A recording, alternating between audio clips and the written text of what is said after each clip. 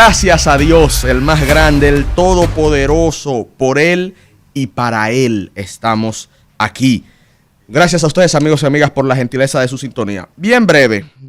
Tenemos mucho contenido hoy en el rumbo de la mañana. Ya escuchamos las posiciones de Guadalupe Valdés, que debo insistir, y el rumbo de la mañana lo ha demostrado una y otra vez.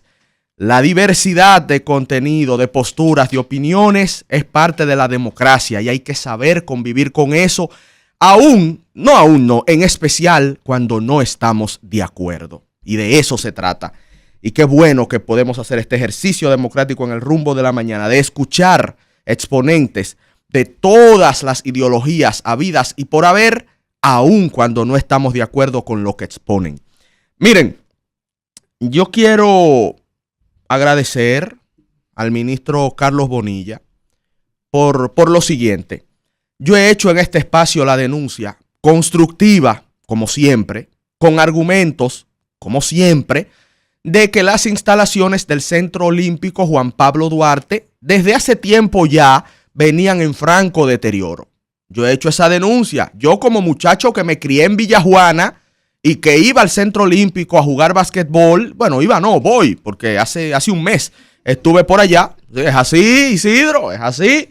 Hay cierto nivel de movilidad social, pero hay temas que uno no abandona, gracias a Dios. Y de allá soy, un lominero que se crió en Villajuana. Ese es Ernesto Jiménez, y a mucha honra. Y sí, estuve cerca de hace un mes jugando tenis con un amigo y pude observar el deterioro de las canchas de tenis también. Entonces, yo hice la denuncia aquí de qué es lo que está pasando. Y al amigo Kelvin Cruz, ministro de Deportes, le hice también la denuncia pública. Repito, con un ánimo constructivo, porque los funcionarios no siempre lo saben todo.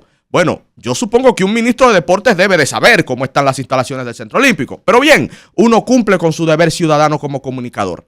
Bueno, el ministro Carlos Bonilla en el día de ayer me da la importante noticia, primero, de que está siendo intervenido ya el Centro Olímpico. Se están arreglando varias instalaciones.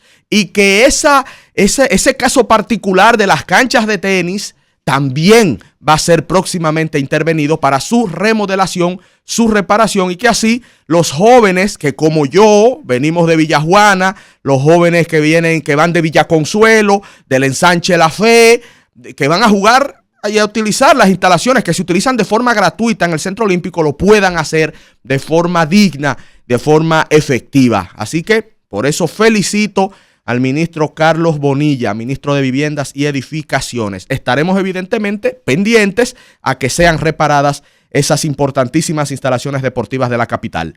Y en otro orden, bien breve también, la deuda pública. Como economista y como comunicador, le vengo dando seguimiento desde los gobiernos de Lionel, pasando por los gobiernos de Danilo y ahora primer y segundo gobierno del presidente Abinader.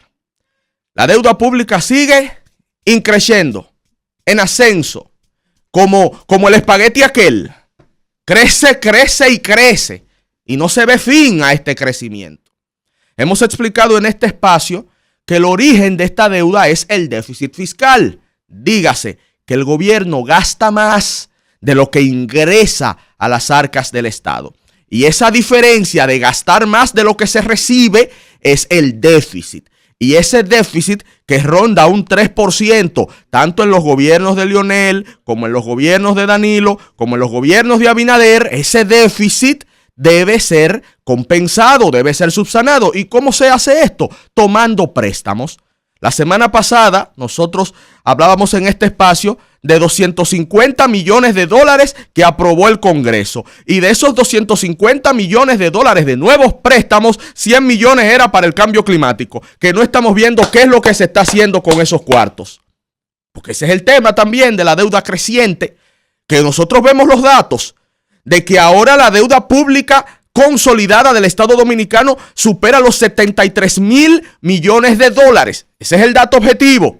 De que en el primer trimestre de este año se tomaron más de 2.000 millones de dólares de préstamos. Escuche bien, pueblo dominicano, escuche bien. En los primeros 3 meses del año 2025 se tomaron más de 2.000 millones de dólares de préstamos. Y la gente se pregunta en qué es que se está utilizando todo ese dinero.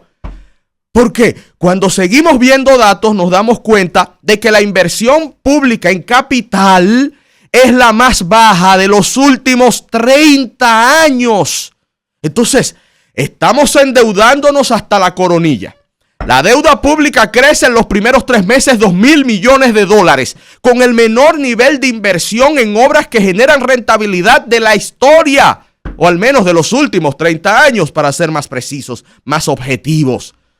Entonces, señores, hay que ponerle un control a esto, porque la historia ha sido de que cuando el presidente Medina vio el aumento de la deuda en los gobiernos de Lionel, el presidente Medina criticó a Lionel, su compañero de partido, por cierto. Pero cuando llegó el presidente Medina al poder, se endeudó más que Lionel. Pero el presidente Abinader, desde la oposición, criticó al presidente Medina por la deuda. Pero cuando llegó el presidente Abinader, se endeuda más que el presidente Medina. Yo me imagino que la oposición hoy que critica al presidente Abinader, si sigue la constante histórica, cuando llegue al poder se va a endeudar todavía más. ¿Y hasta dónde vamos a parar? No es así que dice la canción. Esto no se sabe a dónde vaya a parar. ¿Hasta dónde va a parar el aumento de la deuda pública cuando se invierte menos y el precio de esto lo terminarán pagando nuestros hijos y nuestros nietos? ¿Cuándo va a parar? Cuando colapse la república.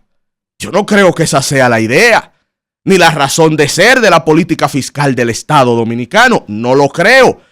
Pero la actitud que vemos y los datos que analizamos indican que cada día más el nivel de endeudamiento se va haciendo insostenible y que la irresponsabilidad política, porque ni siquiera se aprobó la reforma fiscal, nos metimos en miedo ante la reacción ciudadana. Una reforma fiscal que se había justificado con el incremento de esta deuda que está como el espagueti, que crece, crece y crece. Esa era la justificación y tenía fundamento económico real la justificación. Vino la respuesta ciudadana, vino el miedo, echaron para atrás, pero sigue creciendo la deuda y sigue bajita la inversión en gasto público. Entonces, ¿hasta dónde?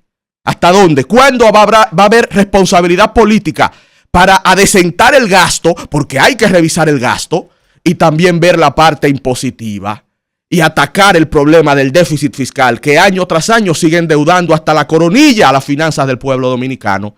Cuando colapse, ahí es que va a venir la responsabilidad. Cuando caiga la democracia, cuando caiga la estabilidad y la paz social.